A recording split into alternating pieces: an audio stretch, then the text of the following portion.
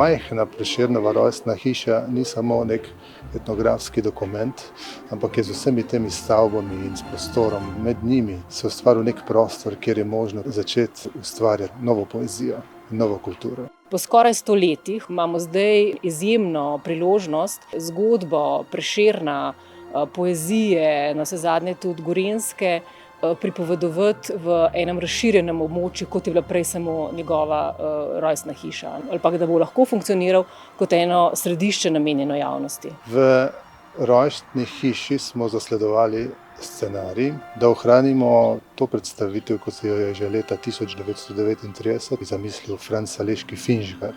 V teh prostorih bodo zdaj predstavljeni zanimive zgodbe Prešernove rodbine, v razstavnih prostorih bo pa zgodba malce drugačna, tukaj bo šlo pa za neko širšo predstavitev Prešernovega življenja, njegovega profila kot človeka in seveda to vse skupaj prepleteno z njegovim pesniškim delom. Drugi del razstave pa bo zelo izrazito poudaril, kaj je poseben pomen Prešerna za našo literaturo, za naš jezik in za našo kulturno in narodno zavest.